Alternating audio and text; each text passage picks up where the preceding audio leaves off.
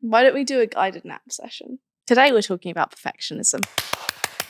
Hello. I don't know about you, but money management isn't always at the top of my to-do list. Sorting my finances can feel a little daunting, but luckily for you, if you have Revolut, it makes money management a breeze. It's an app for all things money. For me, it makes staying on top of my spending habits so easy and intuitive. More than 28 million people worldwide use Revolut to manage their money, and it's free to download. Topping up your account takes seconds. You can do it by Google Pay, Apple Pay, bank card, or bank transfer. Download Revolut for free and create an account now. I'm really excited about it. I mean, there's really no wonder why we're all kind of expecting perfection and expecting to kind of like reach for perfection in everything we do, especially I feel in a social media world. I also feel like I blame everything on social media. Like every single episode we do, I'm like, in a social media world, this is fucked up. Whilst also, you know, my entire career is there. So take from that what you will. She's a hater, but she will take the fruits. But I wanted to talk about perfectionism because I feel like it's really, really, really, really, really, really, really important and often misconstrued as a good thing. I mean, it's that classic like interview answer, like, what are your weaknesses? Oh, well, I'm a perfectionist. I don't like that. I wouldn't like that in like an interview. I like high standards. And I think it's important to have high standards for ourselves when it comes to the types of standards we like to maintain and the type of work we want to put out and the type of life we want to lead. But I think that high standards are actually often compromised by perfectionism. Like, done is better than perfect. I really, really, really, really, really believe that. I think the majority of jobs, you could not even come close to doing all that you need to do to a high standard if you are working on being perfect in one area of it. Like, we have this conversation the whole time, don't we? You can't see off camera. I am actually talking to people that do exist. But we have this conversation about being like, realistically, if you were to do your whole workload to a perfect level, you'd spend a day a week doing something that you have like 70 of, which obviously just means like it can't be done in that time. And I think being able to get to a point where you're able to have high standards and maintain good quality work or standards in like the rest of your life while still getting them done is so valuable. You need to be able to be efficient. You need to be able to drop the idea of perfectionism because otherwise you will never get anything done and you'll actually hold it's such an interesting misconception because you'll hold yourself back from getting closer to your idea of like perfect, whether that's a kind of career role or a piece of work, like an application, whatever it might be. By striving for perfection, you could strive for high standards, you can strive for the best you can do, but if you're always striving for perfectionism, you will never finish and you think you're doing a good thing, you're not doing a good thing, you're selling yourself short and you're probably being extremely inefficient. The problem also with being a perfectionist is not only that you're going to be far less efficient and you're actually ending up being less perfect because you're doing less that gets you in the direction of what you perceive to be perfect, difficult sentence, but stay with me, is the fact that it so easily leads to burnout. There is a huge link between trying to be perfect and trying to maintain these like really high standards and also making yourself burnt out. The lengths that you have to go to get something perfect, I promise you, you could have done 95% of that work, and that last 5% that you're really going for perfection will probably take 100 times the amount of time that the rest of it does. But by the very definition of perfectionism, which is refusal to accept anything below perfect, you are going to burn yourself out. And if you burn yourself out, you can't be perfect. And then look what you've done. Hopefully by the end of this episode, we'll be able to kind of collectively unpack why we all feel the need to keep up with the idea of perfection and also come up with some practical ways that we can avoid and say no to those feelings that make us think that not being perfect is a flaw rather than actually a strength. Because if you can allow yourself not to be perfect and still be able to do things to a high standard, but know when it's time to move on and know when it's time that done is better than perfect, then you're just going to lead yourself into burnout. You're going to lead yourself into disappointment, and you are setting standards for yourself that literally do not exist and aren't completely impossible. So if you are a self-proclaimed perfectionist, this episode is going to be a little bit of tough love on why you are striving for something, but you're actually moving yourself backwards by not just being able to accept things that are slightly lower standard. And by lower standard, I do not mean lower your standards. I do not mean don't have high standards for yourself or don't produce high quality work. I absolutely feel that you should be doing that. But I think that you actually end up producing lower quality work if you're spending a week on it and burning yourself out and not doing 90% of the things you actually need to do. I also think that it's important to say that there are times in life where it is more important to spend that extra few hours getting that final few percent of getting it to a standard you're really happy with. It might be the application for your dream job. It might be kind of starting a business and finishing off your website in a way that you think will really resonate with your customers or you'll be really proud of. There are opportunities for that, but I think that the difference between that is high standards versus perfectionism. And I think that realistically, no one would ever start their business, for example, if they were striving for perfection, because once you put it out there, I promise you it's no longer going to be perfect because you're going to need to change all of these things. So I want to talk a little bit about how it's actually counterproductive to be aiming for perfection. You're sliding back down that slope in the other direction. So first dilemma, this is from someone called Billy. Hey Grace, I took a leap of faith last year and finally started the company I've been dreaming about. It's done really well so far, but I've been doing it all by myself since setting it up. I think I would like to look at hiring someone to help me, but I know I like it a particular way. How do you deal with delegating? I want some of my weekends back, but I still want to keep the standards high. I will say that hiring your first few people in a business is always going to be so difficult in terms of letting go of control. And you are undoubtedly going to have times where you let go of control too much and it compromises something for your business and you learn not to do that again. But there are also going to be ones the other way. If you burn yourself out so much that you can't work on your business or you hate your business or you want to quit or whatever, that's not perfection because that cannot be maintained. The best form of working is the one that you can actually maintain and the one that you can actually kind of continue running your business. And if you are getting yourself to a point where you're so burnt out because you're working through the weekends because you refuse to delegate, not only is that really bad for yourself, but it's also inherently unscalable. You cannot get to be fair, I don't know where you want to get to with your business, but assuming that when you're talking about like hiring more people, assuming you want your business to grow, you have to put parameters in place to mean that your business can grow, and your business cannot grow by you doing everything. So I think rather than thinking that perfection is you doing everything right, think of perfection as being able to get your weekends back, because by being able to get your weekends back, you're getting closer to that like quote unquote perfection or high standards in your everyday life, which I think is so incredibly important.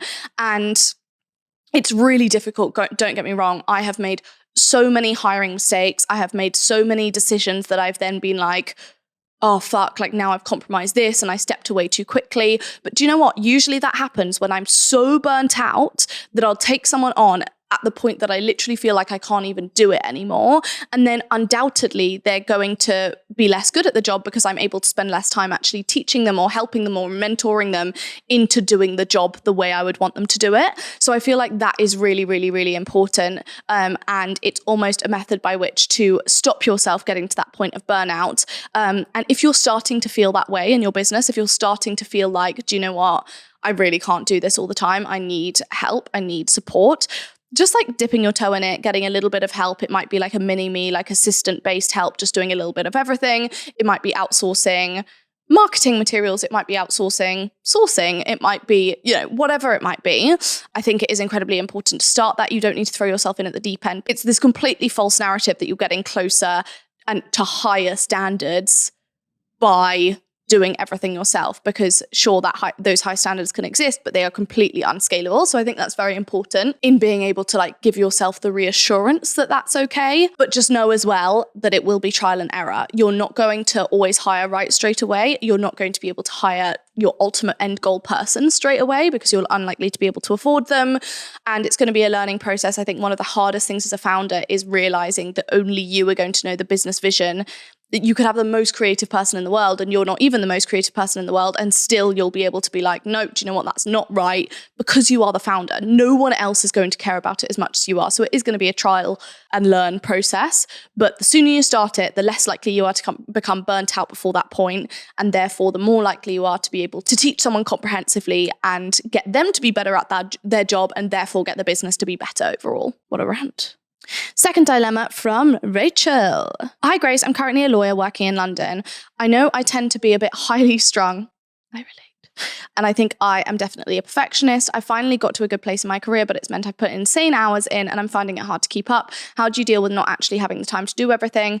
How should I know when to stop? I think this is a lot of like what we've already been talking about in the way of essentially, if you're setting standards for yourself that are actually impossible to keep up, you're really setting yourself up for failure. And don't get me wrong, there are certain things, like there might be a certain report that you need to put absolutely everything into and everything else needs to take a back seat. But you cannot have that approach to every single piece of work you'll be doing, because otherwise you will get to a point that you cannot do it anymore. And that is not good for your career. You have this false perception that you are doing something that is good for your work, but realistically it's actually harming your work in the long term. So I think really coming to terms with that, and I think prioritizing is a huge part of that as well. So looking at your week and looking at, do you know what, these things I need to do quickly and maybe like a little bit sloppily, or maybe just not, spending a huge amount of time on them. Whereas like this thing is weighted really heavily in terms of my importance. And I think just realizing, again, you can have it all, you can do it all, but you can't do it all at once. And I think that that's incredibly important. So just being able to set up some boundaries for yourself in terms of prioritization and knowing how much you can put 90% into at any one time, because you can do that for one project, but you can't probably do it every week. You can't probably do it with all of your pieces of work. And so really knowing which pieces of work deserve that full attention and understanding as well. Also communicating. Like I think sometimes when you're given a huge amount of work, I encourage people who I work with to a lot of the time say, say if there's so much work that they're feeling like it's compromising the standard, so that even at the very least, if we have to get all of that done, I can say which one is the priority. I can say, do you know what? Don't spend a lot of time on that at all. I literally just need it in like, it can look terrible, just need the information or whatever it might be. But I think you could communicate that to the people you're working with and essentially be like, look, I've got these things. I'm thinking of spending the majority of my time on this one because I think that it's much more important that it's like really, really perfect. However, I've got all of these different ones. Could you tell me what your priorities are in terms of that way? I think that's really, really, really important, especially when building up your career. Dilemma number 3 from Erica. I've nearly completed my graduate scheme and I'm on the final stretch. I know I'm really hard on myself and I'm really critical because I want every piece of work to be perfect. I know my boss has high standards, but I always think I'm not good enough. How do you wrestle with feelings of self-doubt? I think actually a lot of the time need to be perfectionist comes from feelings of self-doubt, because you're feeling like you need to prove yourself in every single piece of work, and just understanding that you are fighting a losing battle again if you are doing that. If you're needing to prove yourself over and over and over when it comes to pieces of work, then you are always going to be fighting a losing battle. You cannot need to prove your self-worth every single piece of work you're doing. Otherwise, that doesn't need to be proved over and over again. That has to come from internal sources. So I feel like recognizing that and recognizing that your self-worth is not attached to your productivity, it's not attached to your output, etc., etc. You can know your value within a company, and that doesn't need to be proved every single time you do a piece of work. I completely understand, especially with something like a grad scheme where it might be a competitive one where at the end only X amount of people are offered a job or whatever it might be. There are going to be times in your life where you're going to need to be more of a quote unquote perfectionist or spend more time investing in doing stuff like that than other ones. And that's kind of just the name of the game, and that's kind of just how work works and careers work. But again, long story short, you just cannot do that all of the time. So I'd say main thing with that, self-doubt cannot be eradicated by you doing better work. Self-doubt eradication has to come from you genuinely affirming that and believing that you are worthy of that work and that you are good at that work, independent of the work you're actually doing. I know it sounds ridiculous, but if you're proving your self-worth every single time you're doing a good piece of work, you're constantly only going to feel as good as your last piece of work, which sounds good in the way that you're like, oh, well, then I'll always do good work. But actually, if you can't maintain it, it's not good. Again, the best piece of work or the best way of working is the one that you can actually maintain. And if you're setting yourself standards that you cannot maintain, you think you're aiming for perfection, but you're actually harming the overall output and standard of your work, because you're going to burn out and die. Horror movie, crash of lightning. Okay, I'm sweating like a pig. Hi, Grace. Oh, it's anonymous. I was wondering if you could help me. I think since I broke up with my boyfriend 2 years ago, I have really high expectations in relationships. Good. I find it really difficult to accept anyone who doesn't meet everything on my tick list. Bad. However, Sorry, so aggressive. I'm so sorry. How insensitive of me. However, I am really struggling to make a good connection. How do I make sure I keep the bar high but don't disregard a good egg? I think this is really interesting. And when I think of perfectionism, I definitely don't think of relationships. Maybe that reflects something about me. Joking, I have a great relationship. But I can completely understand why that would be the case. I do think it is great at all times to have high standards when it comes to relationships. I think the majority of people have the other end of the spectrum. And I think that it is important to have high standards for yourself and what you want. However, I think that the types of things you have high standards on is also important in terms of, you can have really high standards in terms of someone being kind, someone being considerate, someone being ambitious because it's, something that you consider really important and fits in with your lifestyle and you need them to care about that stuff too. And all of those things. I think if you're having standards on maybe things that don't reflect someone as a person, I'm not saying you should go for someone who isn't like physically your type. I think that, everyone has a right to have kind of quote unquote standards in terms of the types of things they're like attracted to, etc. But I think that sometimes those standards are like misplaced in terms of, if you're wiping someone off your box, isn't a box a vagina? If you're wiping someone off your list completely because they have like an arbitrary thing that doesn't tick a box, I feel like that's more of a problem. It sounds like, allow me to hypothesize, that you might be comparing every single new person you meet or like a new relationship or dating or whatever to 2 years, or not 2 years in, however many years in to a longer term relationship, which is never going to work. If you are constantly comparing a first date to how you felt about someone after you had 3 years with them, again, you're setting yourself up for failure.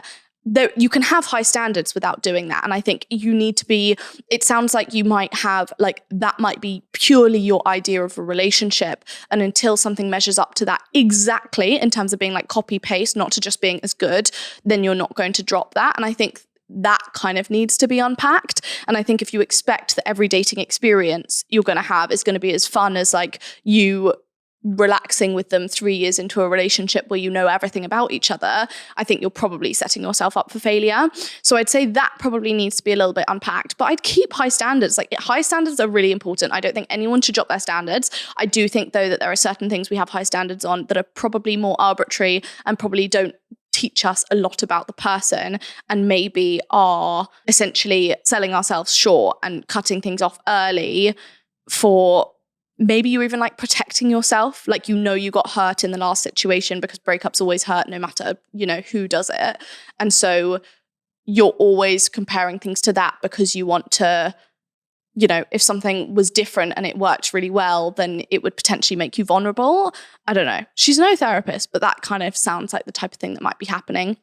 But I think it's really important to maintain high standards, but maybe not about silly things.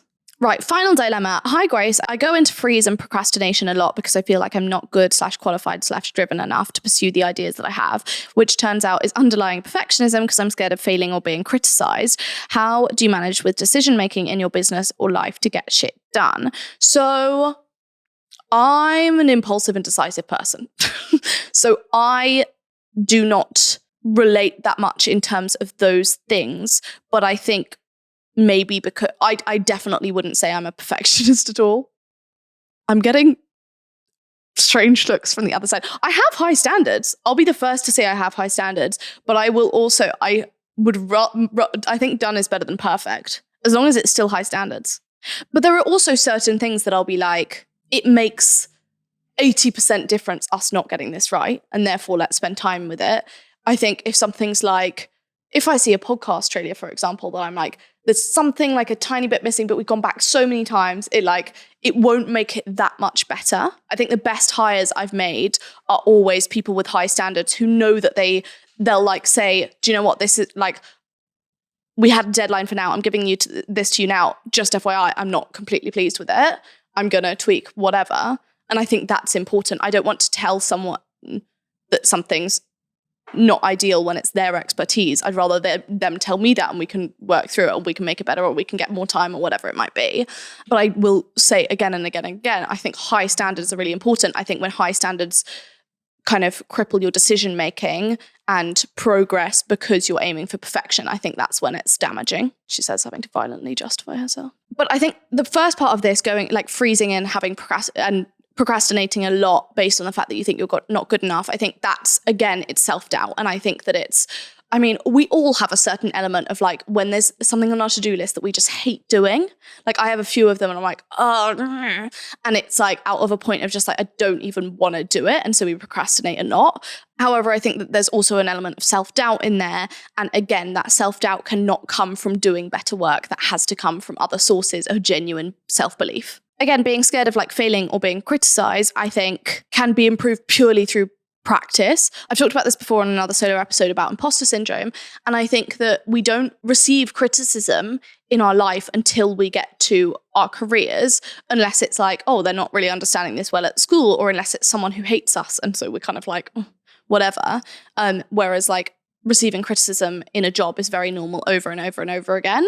And so I think that actually just practice makes perfect. Like almost inviting criticism so that you get less scared of it. So inviting feedback, so being like, hey, I'd love you to like rip this to shreds just so that I can see the type of work you like me doing or the type of thing you think could be better. And then you're just going to get more comfortable with that. I remember I was terrified of giving criticism for a good few years of being like a manager or having a business. And it's just both sides. It's just practice makes perfect. You get better at giving criticism and feedback. You get better at receiving criticism and feedback because you start to lose the attachment between criticism and self-worth. And I think that's incredibly important, and just normalizing criticism and feedback. So I think the more you can kind of invite that and put yourself in a situation and in a position where you're inviting that type of feedback, I think the better. And when it comes to how I manage with decision making in business and life to get shit done, to be honest, I think where the businesses are now, it's pretty essential to constantly be making very quick decisions. Otherwise, I would literally just burn out and maybe burst into flames. But I can completely understand when decision making is harder. I think sometimes decision making is harder for good reason, because if a decision is not easy to make, then you probably need to spend more time on it. But if you know you're the type of person to procrastinate decision making, get someone to help you with it, get someone to tell you what to do, and then you'll know whether you like that idea or not. But just start to like learn yourself in the way that you can kind of hack around it. Interesting. A third of employees are considering leaving their workplace because of perfectionist expectations. Did you write this one in here? I didn't write it and then I didn't come up with it. Yeah, I think that's really interesting. I think I can completely understand that, because also it's even more detrimental if you're a perfectionist as a manager and you don't understand truly how much goes into something, in terms of like if you're imposing perfectionist views without being like, look, I know this is going to take you 2 hours more. The reason I'm asking for that is because of X, Y, and Z. But if you're not kind of giving it that type of expectation, or if you're not able to push back and be like, look, I can spend that much more time on it, but by the way, I'm going to have to deprioritize this or whatever it might be, I think that is incredibly important. I think that's very interesting. More fun facts. 86% of people believe perfectionist expectations impact their work. Big one. I think ultimately, if you're a perfectionist, you care. Which is a good thing. I think it's about channeling how much you care about things, the right time, the right place, the right things, the right amount of time you're putting into them. And so if you have that perfectionist tendency, you can use that in the right direction. But I think that knowing where you sit on that kind of perfectionist scale is so important in relationships, in work, in business, in every single thing in between. So that concludes your tough love on perfectionism. Thank you for joining us. Please send in your dilemmas for next time. I can't do jazz hands in my left hand. I can do jazz hands in my right hand. I was in the middle of explaining why I can't do jazz hands in my left hand. Look, can everyone... Okay, so look. I can do jazz hands here. I literally can't... No, look.